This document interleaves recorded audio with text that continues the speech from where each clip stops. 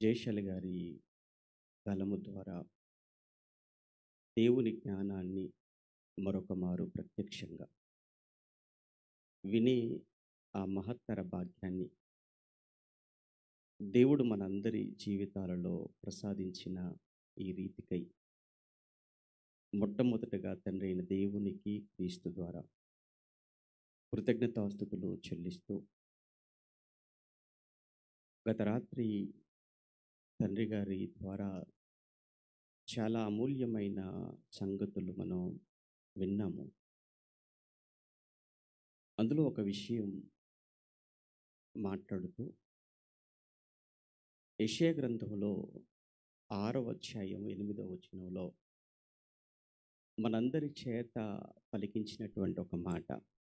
యెషయా గ్రంథం 6వ అధ్యాయము 8వ వచనంలో పరలోకమందున్న దేవుడు సింహాసనం మీద ఆయన ఆసీనుడై ఉండగా పరమందున్నటువంటి దూతలు యెహోవాను మన తండ్రిని పరిశుద్ధుడు పరిశుద్ధుడు పరిశుద్ధుడు అని గాన ప్రతిగానాలు చేస్తున్నటువంటి వేళ ఆ తండ్రి తన మనసులో ఉన్నటువంటి బాధ వేదన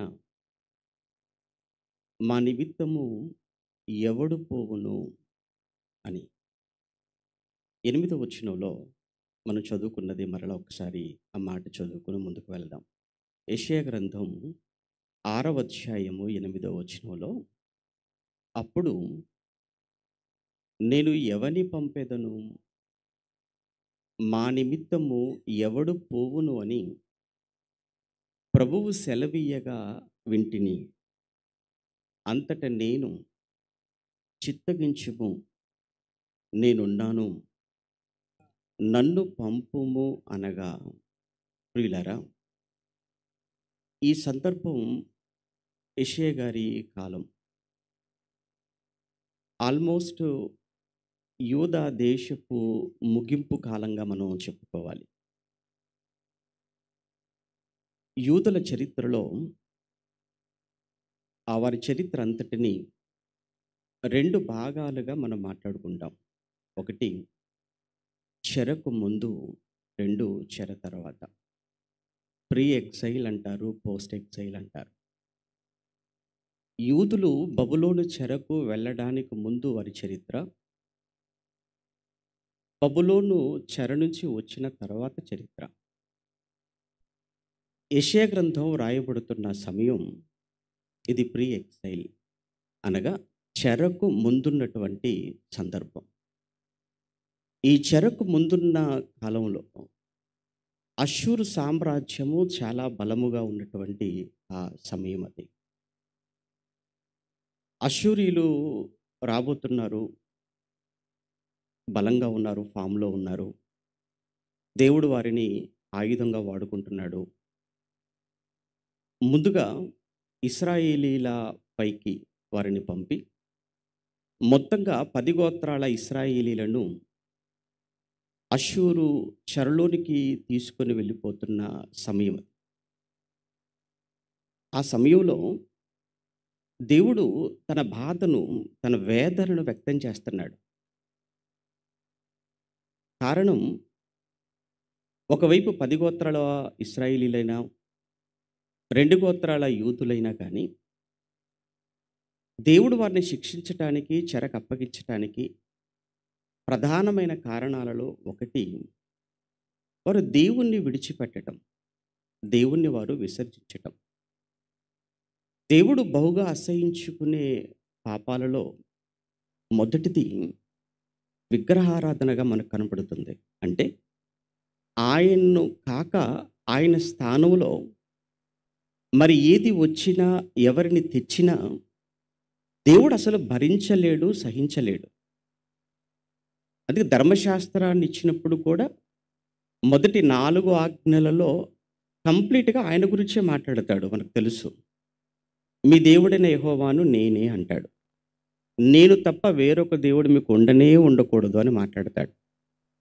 ఆ తర్వాత ఏ రూపమును కూడా మీరు చేసుకొనకూడదు, నా నామమును మీరు వ్యర్థంగా ఉచ్చరించకూడదు, విశ్రాంతి దినమును పరిశుద్ధముగా ఆచరించుట జ్ఞాపకం ఉంచుకోవాలి. ఇవి కంప్లీట్‌గా ఆయనకు సంబంధించిన ఆజ్ఞలుగా మనకు కనబడుతుంటాయి. అంటే ఫస్ట్ అండ్ కంప్లీట్‌గా ఆ ప్రియారిటీ అంతా కూడా దేవునికి ఇవ్వాలి. మొదటి ప్రాధాన్యత అంటారు చూసారా? దేవుడు మనిషి నుంచి కోరుకునేది ఏంటంటే కంప్లీట్‌గా ఫస్ట్ నేనే ఉండాలి. ఆ మొదటి ప్రాధాన్యత నాకే దక్కాలి. అలా దేవుడు కోరుకోవటంలో తప్పు కాదు. ఎందుకంటే ఆ సమస్తాన్ని చేసినవాడు, మనిషిని సృష్టించినవాడు. వారి కోసం దేవుడు చేసిన మేలులు 1 కాదు, 2 కాదు, ఎన్నో చేశాడు. అవన్నీ మనకు తెలుసు. కానీ ఈ 10 గోత్రాల వారు మొట్టమొదటగా వాళ్ళు భ్రష్టు పట్టిపోయారు. ఈ 2 గోత్రాల వారి కంటే కూడా మొదటగా ఈ 10 గోత్రాల ఇశ్రాయేలీలు కంప్లీట్‌గా భ్రష్టత్వంలోనికి వెళ్ళిపోయారు. అందుకే దేవుడు మొట్టమొదట వీరిని అష్షూరు చెరలోనికి పంపుతున్నటువంటి సందర్భం అది. ఆ సమయంలో ఇక మిగిలినటువంటి యూదులు వీరు వారిని చూసి నేర్చుకోవాలి. వారిని చూసి వీరిని సరిచేసుకోవాలి. కానీ పరిస్థితి వీరిని చూస్తుంటే యూదుల పరిస్థితి వారిని చూస్తూ కూడా వీరిలో మార్పు కనిపించటం లేదు. మొత్తానికి వారి వలనైనా ఈ 2 గోత్రాల వారి వలన మొత్తంగా ఈ 12 గోత్రాల ప్రజల వలన దేవుడు చాలా మనస్తాపానికి లోనయ్యాడు. చాలా వేదనలో ఉన్నాడు. ఎవరు వెళతారు నా కోసం? ఎవరు చెబుతారు నా గురించి? అలా అని దేవుని కొరకు వెళ్ళడము, దేవుని కొరకు చెప్పటం, దేవుని కొరకు మాట్లాడడం అది అంత ఈజీ జాబ్ కాదది. అది సామాన్యమైనటువంటి విషయము కాదు. జాబ్ అన్న పదం అది సరియైన పదం. అది సేవకుడు అంటే ఉద్యోగస్తుడు, కాకపోతే ప్రభుత్వ ఉద్యోగస్తుడు కాదు, ప్రభు ఉద్యోగస్తుడు. మనం అపోస్తల కార్యం చదువుతున్నప్పుడు కూడా అతని ఉద్యోగము వేరొకడు తీసుకొనుగాక అంటాడు. ఇస్కరియోతు యూదా గురించి వ్రాయబడిన ఆ ప్రవచనాన్ని జ్ఞాపకం చేస్తున్నప్పుడు లూకా గారు అతని ఉద్యోగమును మరొకడు తీసుకొనుగాక, అతని ఇల్లు పాడైపోనుగాక అని మాట్లాడుతుంటాడు. అంటే అపోస్తలత్వం అనేది ఒక జాబా? అది ఒక ఉద్యోగమా? అవును. అలాంటప్పుడు సేవక వృత్తి అనేది ఒక జాబ్. ఇది కాకపోతే ప్రభుత్వ ఉద్యోగానికి ప్రభు ఉద్యోగానికి చాలా వ్యత్యాసం ఉంది. ఎంత వ్యత్యాసం ఉందో ఈ ప్రభు ఉద్యోగంలో లేదా ప్రభు యొక్క పనిలో ఎంత కష్టం ఉంటుందో, ఎంత వేదన ఉంటుందో, ఎలాంటి వ్యతిరేక పరిస్థితులు ఉంటాయో కొన్నింటిని మనం ఆలోచించే ప్రయత్నం చేద్దాం. ఎందుకంటే ఇక్కడ యెషయా గారు దేవుడు ఎప్పుడైతే 8వ వచనంలో మా నిమిత్తము 6వ అధ్యాయం 8వ వచనంలో మా నిమిత్తము ఎవడు పోవును అన్నప్పుడు నేను చిత్తగించుము, నేనున్నాను, నన్ను పంపుము అని యెషయా గారు ముందుకొచ్చాడు. నిజంగా ఆ విషయంలో యెషయా గారిని మనం అభినందించాలి. ఎందుకంటే కొన్ని సందర్భాలలో దేవుడు వెళ్ళండి అంటే వెళ్ళడానికి ఇష్టపడిన సందర్భాలు కనబడుతుంటాయి కొంతమంది ప్రవక్తల జీవితాలలో. ఉదాహరణకు మోషే గురించి మనకు తెలియదు కాదు. మోషే ఎంతసేపు కూడా స్కిప్ అవటానికి చూస్తుంటాడు, తప్పించుకోవడానికి చూస్తుంటాడు. నువ్వు వెళ్ళాలి మోషే, నువ్వు వారిని విడిపించాలి, నువ్వు నడిపించాలి అన్నప్పుడు మోషే చెప్పిన మాటలు ఏంటో మనకు తెలియదు కాదు. అదే సమయంలో ఇర్మియా గారి గురించి మాట్లాడుతున్నప్పుడు కూడా ఇర్మియా గారు కూడా ఇష్టపడడు. నేను బాలుడను కదయ్యా, నేను వెళ్ళలేను మాట్లాడుతుంటాడు. అప్పుడు దేవుడు మరలా అతనికి ఇచ్చినటువంటి కౌన్సిలింగ్ని బట్టి ఇర్మియా గారు మరలా సెట్ చేసుకొని మరలా ఆయన దేవుడు చెప్పినట్లుగా వెళ్ళటం ఆ తర్వాత మనం చూస్తుంటాం. యెషయా గారు కూడా నేనున్నాను, నన్ను పంపుము అని అంటున్నాడు. మీరు ప్రవక్తల గ్రంథాలు మీరు బాగా చదివితే, ఎస్పెషల్లీ ఇర్మియా గ్రంథాన్ని మీరు బాగా చదవండి. ఎక్కడ కూడా యూదులైన వారు ప్రవక్తల మాట వినటము, ప్రవక్తలను గౌరవించటము, ప్రవక్తలకు లోబడటం అనేది ఎక్కడ కూడా మనకు కనబడదు. కంప్లీట్గా ఓవరాల్గా ప్రవక్తల జీవితాలన్నిటినీ కూడా కలిపి యేసుక్రీస్తు ప్రభుల వారు తన పరిచర్యలో ఒక మాట అంటాడు. యెరూషలేము గురించి మాట్లాడుతున్నప్పుడు యూదులతోనే కదా మాట్లాడుతూ అంటాడు. 23వ అధ్యాయంలో యెరూషలేమా యెరూషలేమా అని మాట్లాడుతుంటాడు. ప్రవక్తలను సన్మానించుచూ ఉండుదానా అన్నట్లుగా మనకు అక్కడ కనబడదు. ఆ ప్రవక్తలను చంపుచూ ఉండుదానా అని మాట్లాడతాడు. అంటే ఈ యూదులకు దేవుని ప్రవక్తలను, దేవుని ప్రతినిధులను గౌరవించడం అనేది ముందు నుంచి అలవాటు లేదు. ఏ ప్రవక్త మాట విన్నారు, ఏ ప్రవక్తను గౌరవించారు, ఏ ప్రవక్తకు లోబడారంటే ఎక్కడ చరిత్రలో మనకు కనబడదు. అందుకే యెరూషలేమా యెరూషలేమా ప్రవక్తలను చంపుచూ ఉండుదానా. ఈరోజు నువ్వు ప్రవక్తలను చంపుతున్నావు, ఓకే, కానీ తర్వాత నెక్స్ట్ నీ పరిస్థితి ఏంటి?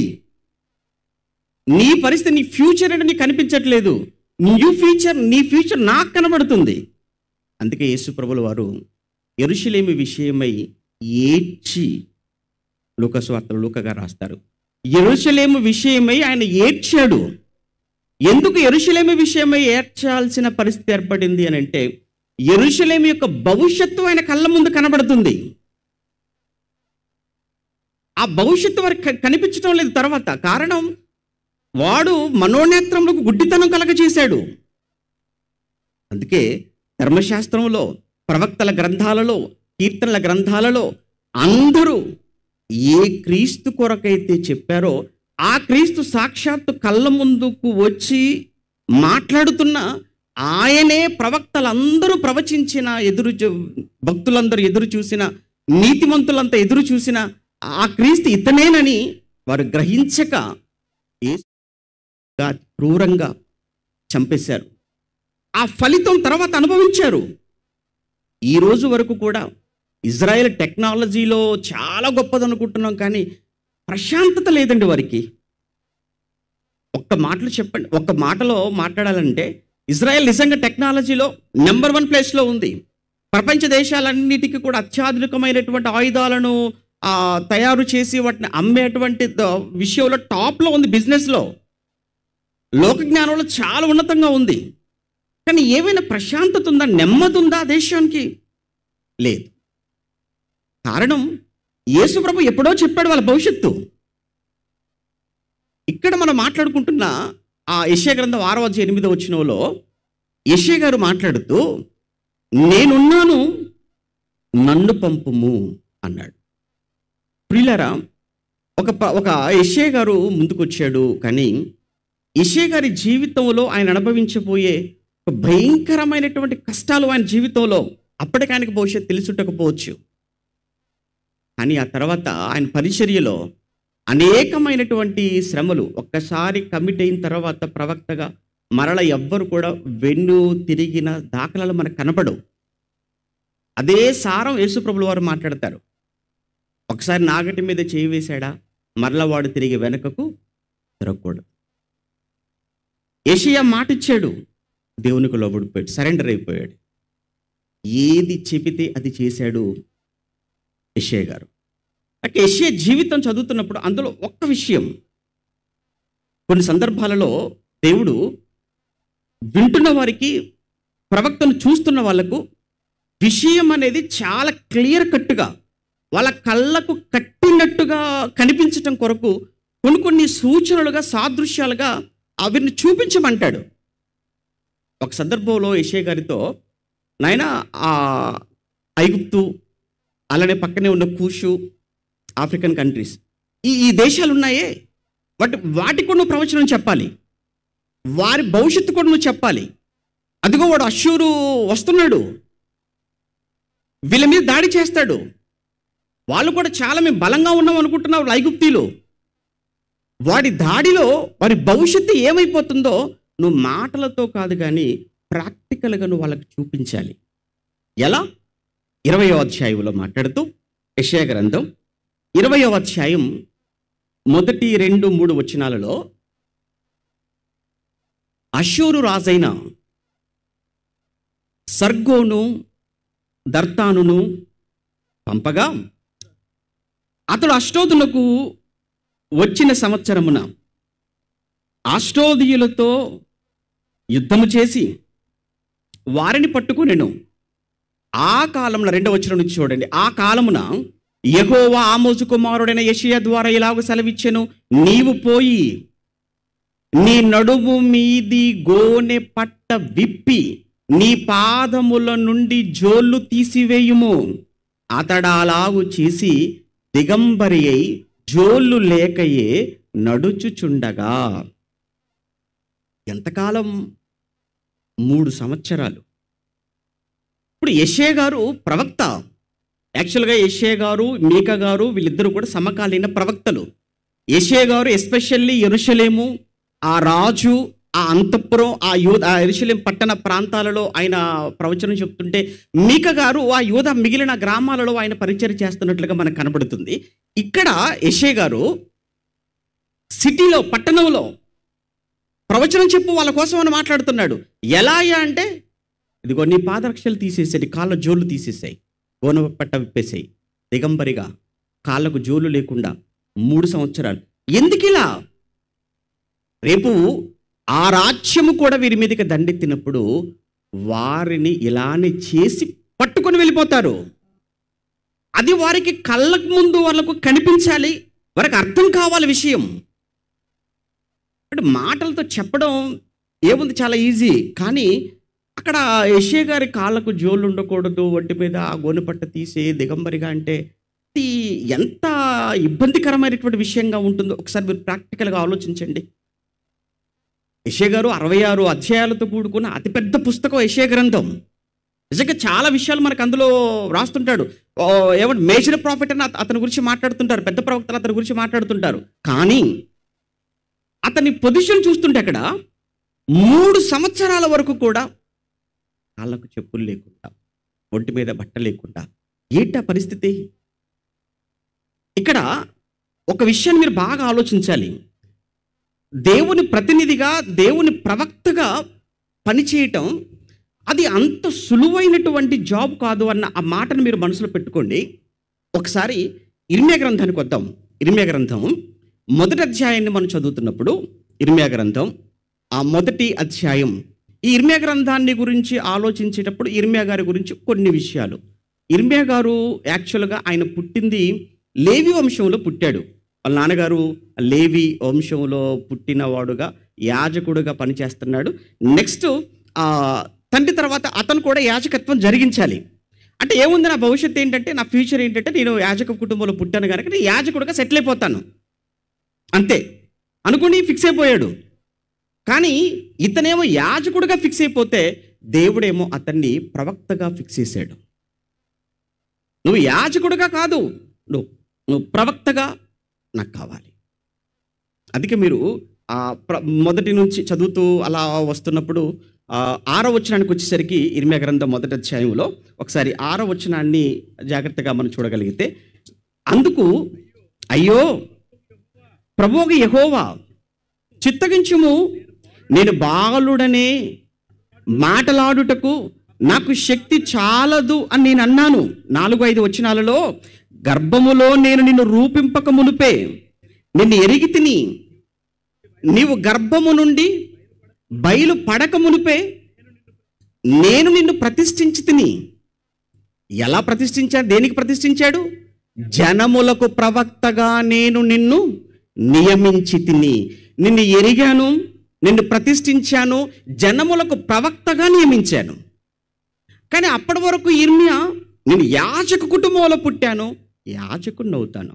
ఇది ఎందుకంటేనండి, యాజకత్వానికి ఆ ప్రవక్తకు ఉన్నటువంటి తేడా ఏంటంటే, యాజకత్వం అంటే చాలా సులువైనటువంటి జాబ్ అండి. అది కష్టం లేని జాబు. ప్రవక్త అంటే చాలా కష్టమైనటువంటి ఉద్యోగం అది. అందుకే ప్రవక్త అవ్వడానికి చాలా సాహసం చేయాలి. మీరు ఏ ప్రవక్త జీవితం చూడండి, అవమానాలు. ఏ ప్రవక్త జీవితం చూడండి, నిందలు. ఏ ప్రవక్త జీవితం మీరు చూడండి, శ్రమలు. ఏ ప్రవక్త జీవితం చూడండి, కన్నీళ్లమయం. చివరికి అనేకమైనటువంటి దాడులకు, చివరికి చావుకు కూడా వెళ్ళినటువంటి ప్రవక్తలు ఎంతో మందిని మనం చూస్తుంటాం. కానీ యాజక వృత్తి అనేటప్పటికి ఎలా ఉంటుందంటే, అది ఒకే చోట కదలకుండగా. అందులో ఉన్నటువంటి బెనిఫిట్స్ ఏంటంటే, యాజకుడు ఎక్కడికి వెళ్ళాల్సిన పని లేదండి. యాజకుడు చేసే పని ఏంటంటే ప్రజల పక్షాన యాజకుడు దేవుని దగ్గరికి వెళ్తాడు. ప్రజల పక్షాన దేవుని దగ్గరికి వెళ్తాడు యాజకుడు. మరి ప్రవక్త చేసే పని ఏంటంటే దేవుని పక్షాన ప్రజల దగ్గరికి వెళ్ళాలి. ఆ డిఫరెన్స్ మీకు అర్థమైంది అనుకుంటున్నాను. ప్రజల పక్షాన దేవుని దగ్గరికి వెళ్ళటం యాజకుడు చేసే పని అయితే, ప్రవక్త దేవుని పక్షాన ప్రజల దగ్గరికి వెళ్ళటం. ఈ రెండిట్లో ఏది కష్టతరంతో కూడుకుంది అని అంటే, దేవుని పక్షాన ప్రజల దగ్గరికి వెళ్ళడం చాలా కష్టం. రెండో విషయం ఇందులో, పోనీ వెళ్ళొచ్చు, కానీ అక్కడికి వెళ్ళిన తర్వాత ఏం చెప్పాలి? దేవుడు ఏది చెప్పమన్నాడో అదే చెప్పాలి. దేవుడు ఏది చెప్పమంటే అదే చెప్పాలి. ఏ ఒక్కటి కలపొద్దు, ఏ ఒక్కటి తీసివేయకూడదు. అది ఇంకా కష్టం. అది ఎందుకు? దేవుడు ఎక్కువగా ప్రవక్తను పిలుస్తున్నాడంటేనే వార్నింగ్ ఇవ్వడానికి. బాగా మీరు చూడండి చరిత్ర అంతా కూడా, దేవుడు ఏ ప్రవక్తనైనా కానీ లేపాడంటే వార్నింగ్. ఏలియా అన్నాడు, వార్నింగ్ ఎవరికి? ఆహాబు యెజెబెలుకు.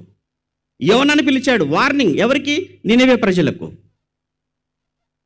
ఇర్మియాను పిలుస్తున్నాడు, వార్నింగ్ ఎవరికి? మొత్తం కంప్లీట్ యూదా దేశం మొత్తానికి వార్నింగ్. ఇప్పుడు హోషేయను పిలిచాడు, వార్నింగ్ ఎవరికి? ఇశ్రాయేల్ మొత్తం 10 గోత్రాల వారికి.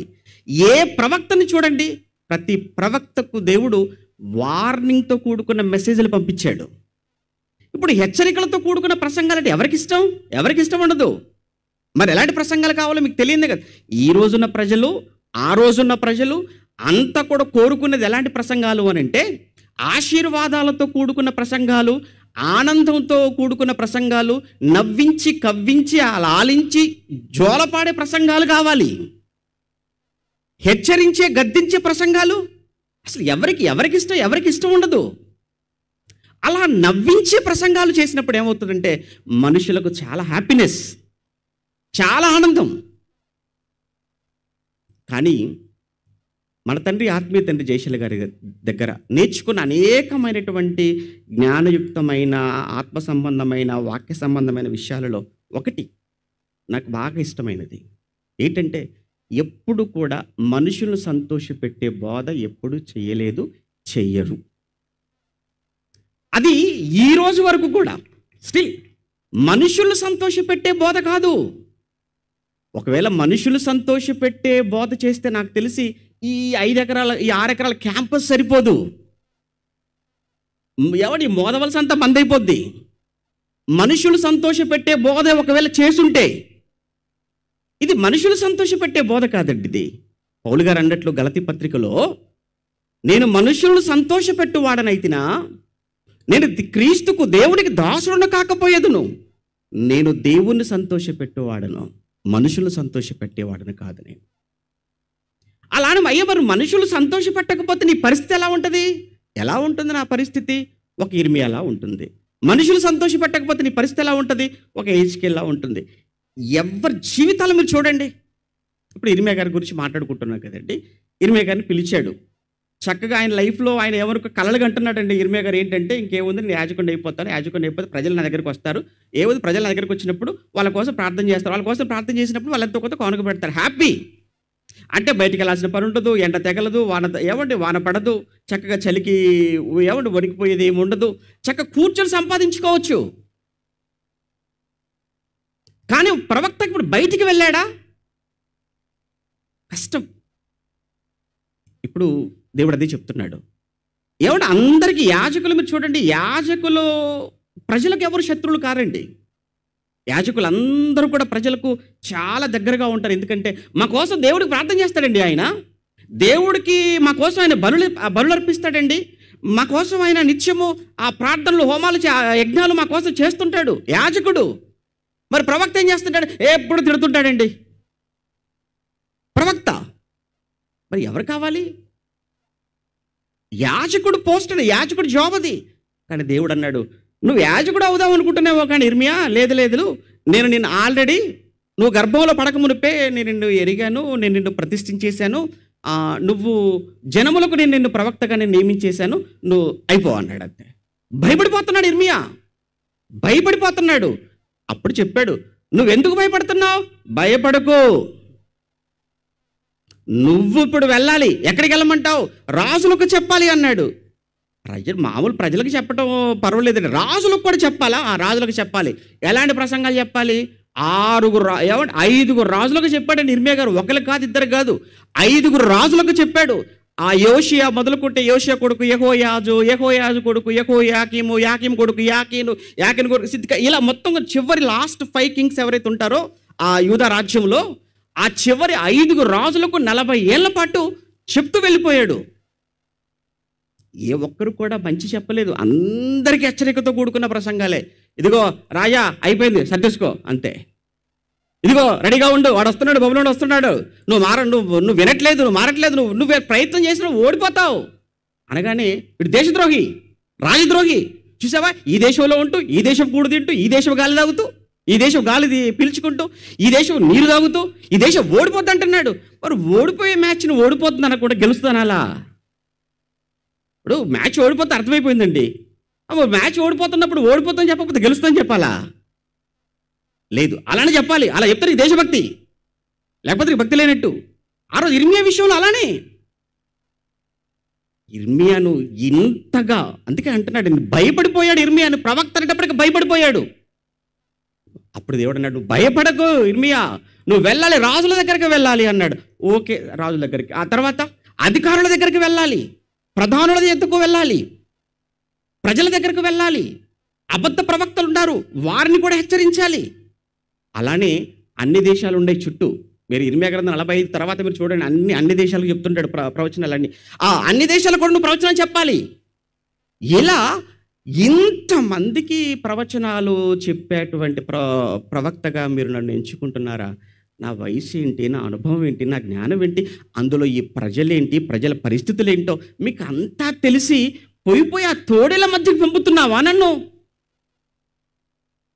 తేళ్ల మధ్యగా అంటాడు 10వ అధ్యాయం. తేళ్ళు అవి, బ్రహ్మదండి చెట్లు అంటాడు, ముండ్లతో తేళ్లతో విష సర్పాలతో కూడుకున్నటువంటి మనిషి స్వభావాలయ్యా అవన్నీ. వాళ్ళ మధ్యలోనికి నన్ను వెళ్ళమంటున్నావా? ఇక మరలా వెళ్ళాడు. చాలా భయంకరమైన అవమానాలు, భయంకరంగా హేళన. స్నేహితులు, కుటుంబీకులు, బంధువులు అంత నవ్వుకోవటం ఇర్మియాను చూసి. ఏంటంటే నువ్వు సేవకుడు అయిపోతావా? అలానే మాట్లాడారండి ఇర్మియా గురించి. మీరు తర్వాత చదువుకోండి, మీరు 2, 3, 4 తర్వాత అధ్యాయాలను చదువుతుంటే స్నేహితులు ఎగతాళి చేస్తున్నారట. ఎందుకు? ఒరే, చక్కగా ఉండి యాజగుర్తి చేసుకోక దేవుడు నాకు కనబడ్డాడు, నన్ను సేవకి వెళ్ళిపోమంటున్నాడని నువ్వు సేవకి వెళ్ళిపోతావా? ఇటు ప్రవక్త అయిపోతావా నువ్వు? ఇటు ప్రజల మధ్యకి వెళ్ళి ప్రజలకు చెప్తావా నువ్వు అని చుట్టూ చేరిపోయి కరుస్తున్నారండి ఇర్మియాను. భయంకరమైన సెటైర్లు వేస్తున్నారండి ఇర్మియా గారి మీద. భరిస్తున్నాడు. ఏంటి, ఇంట్లో వాళ్ళు అదే పరిస్థితి, బయటికి వెళ్ళిపోతే ప్రజలు అదే పరిస్థితి, చివరికి స్నేహితులు అనుకున్న వాళ్ళు అదే పరిస్థితి. ఇంకా ఎలా ఉన్నారు అంటే, వీడు ఎప్పుడు పడిపోతాడా, ఎప్పుడు చచ్చిపోతాడా, పండగ చేసుకుందామా అన్నట్లుగా ఉన్నారట.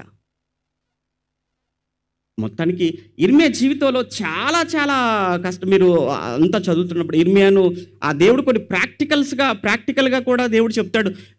ఇర్మియా, నువ్వు ఆ కుమ్మరు వాని ఇంటికి వెళ్ళాలి అంటాడు, ఆ కొండ కొనుక్కోవాలంటాడు. ఇవన్నీ ప్రాక్టికల్గా వాళ్ళకి చూపించి నువ్వు చెప్పాలి ప్రసంగాలు. మరలా ఊరికి చెప్పడానికి వీల్లేదు.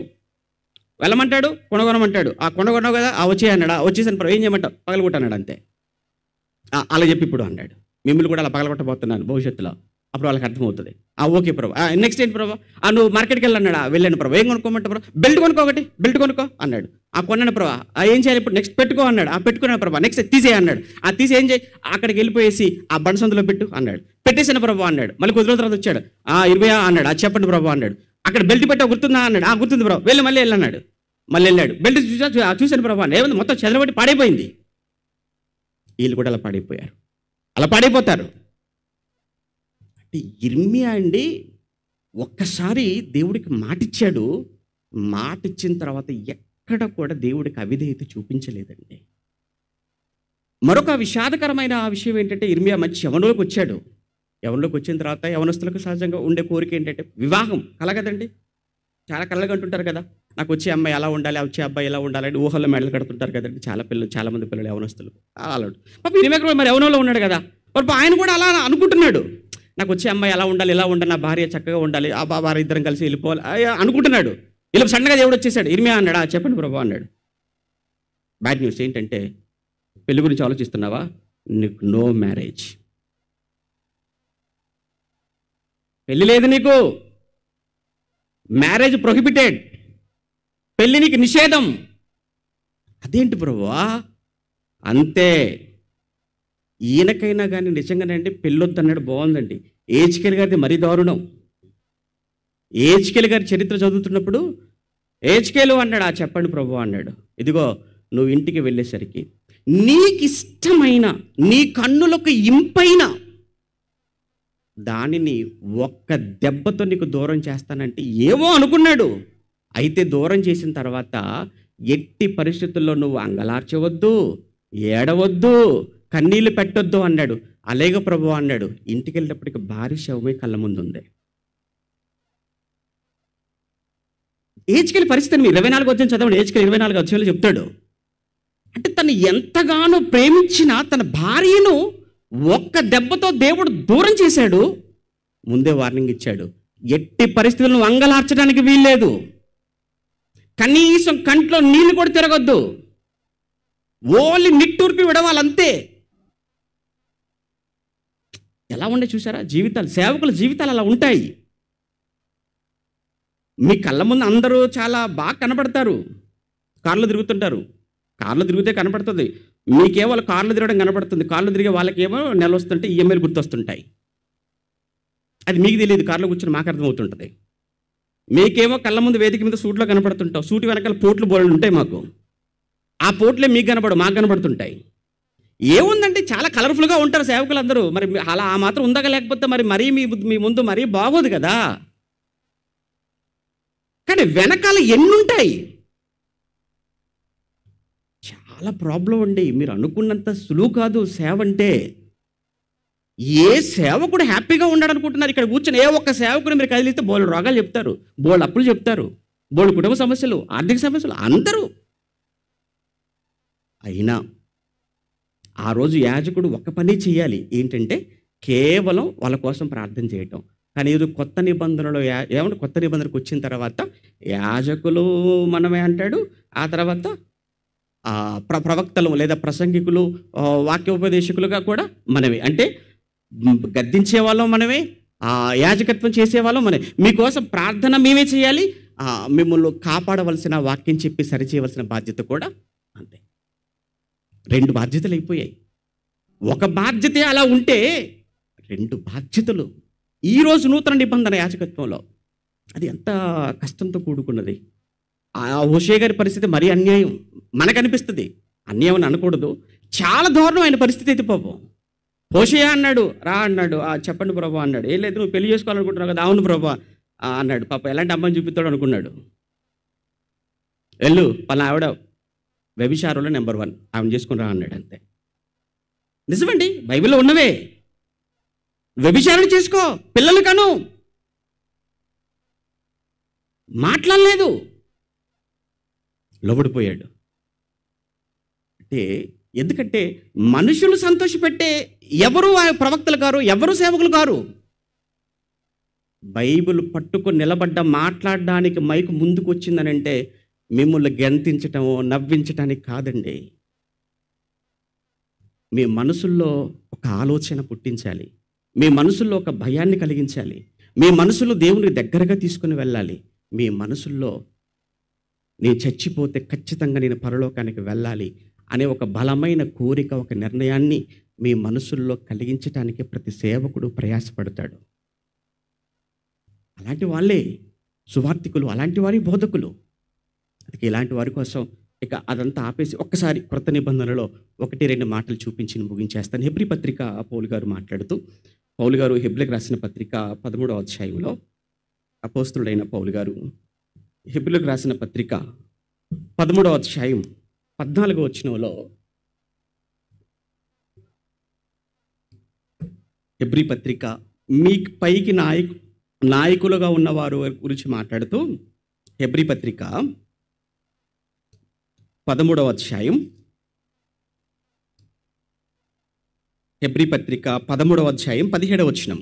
హెబ్రీ పత్రిక 13వ అధ్యాయం 17లో, మీపైని నాయకులుగా ఉన్నవారు లెక్క ఒప్ప చెప్పవలసిన వారి వలె మీ ఆత్మలను కాయిచున్నారు.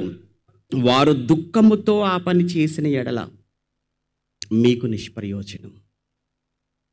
వారు దుఃఖముతో ఆ పని చేస్తే మీకు నిష్ప్రయోజనం కనుక దుఃఖముతో కాక ఆనందముతో చేయునట్లు వారి మాట విని వారికి లోబడి ఉండండి. హెబ్రీలకు చెప్తున్నాడండి. హెబ్రీలు చెప్తున్నాడు అంటే, హెబ్రీలు అంటే సంఘం కాదు, హెబ్రీలు అని అంటే యూదులు.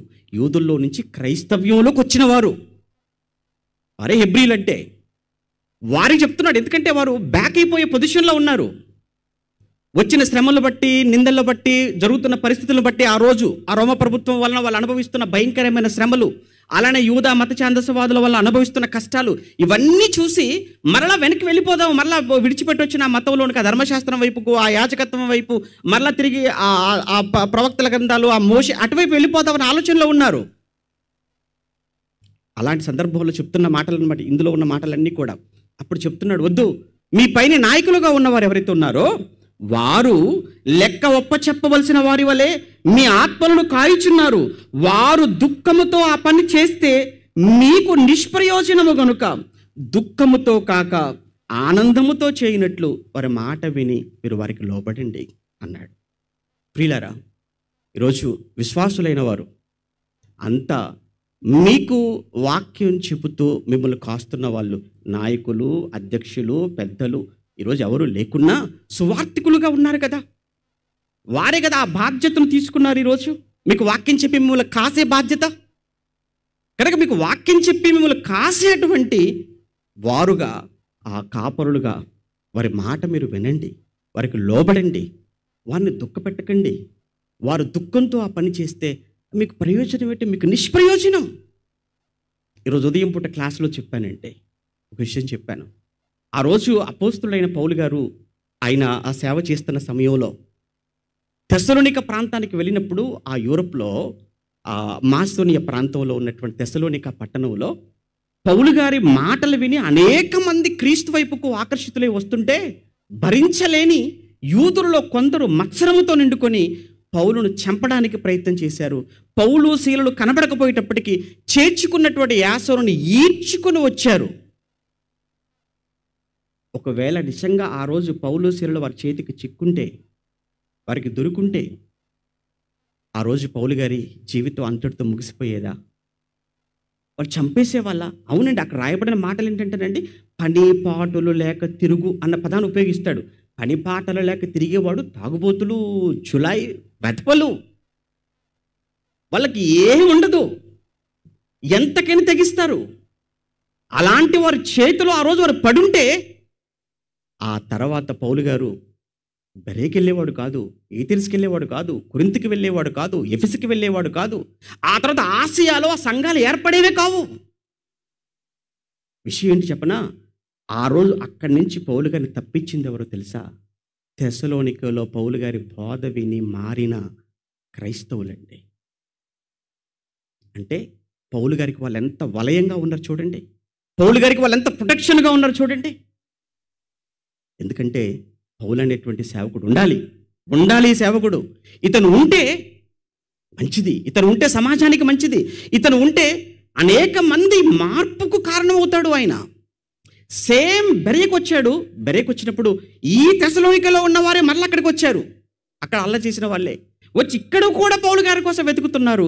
మరలా బెరేలో ఉన్నటువంటి సహోదరులు పౌలు గారి కోసం ఆలోచించి మరలా ఆయన జాగ్రత్తగా తీసుకుని వెళ్ళి ఏథెన్స్లో విడిచిపెట్టి వచ్చేసారండి. ఎందుకంటే సెక్యూరిటీగా వెళ్ళారండి పౌలు గారికి. నాకేమనిపిస్తుంది సందర్భాలను చదువుతున్నప్పుడు, ఆ రోజుల్లో నిజంగానండి పౌలు గారిని కాపాడుకోవాలన్న ఆలోచన ఎంతగా లేకపోతే ఆ రోజు పౌలు గారు అంత ధైర్యంగా ఆయన సేవలోకి వెళ్ళిపోతాడు. అకుల ప్రిస్కిల్లల గురించి మాట్లాడుతున్నప్పుడు, వారా నా ప్రాణము కొరకు వారి ప్రాణములు ఇచ్చుటకైనను వారు తెగించారు. పౌలు గారి ప్రాణం కోసం ప్రాణం ఇచ్చే అంత ప్రేమ చూపించారు. గలతీయులతో మాట్లాడుతున్నప్పుడు, శక్యమైతే మీ కన్ను కూడా నా కోసం మీరు తీసి ఇవ్వగలరు. అలాంటి విశ్వాసం ఇది. అంటే ఆ రోజు నిజంగా సేవకుడైన ఆ అపోస్తుడైనటువంటి పౌలు గారి విషయంలో అలాంటి విశ్వాసులు అలాంటి వాళ్ళంతా కూడా ఉన్నారండి. ఎందుకంటే అకుల ప్రిస్కిల అక్కడ వాక్యం చెప్పగల సంఘం నడిపించారు వాళ్ళు. కానీ మేము మాట్లాడితే ఒక 10 మంది వింటారేమో, మేము మాట్లాడితే ఒక 100 మందిని మార్చగలమేమో. కానీ పౌలు అనేటువంటి ఒక్కడు 1000 మందికి సమాధానం చెప్పగలడు. అందుకే పౌలు గారిని కాపాడుకుందాం, పౌలు గారికి సెక్యూరిటీగా ఉందాం, ప్రొటెక్షన్గా ఉందాం.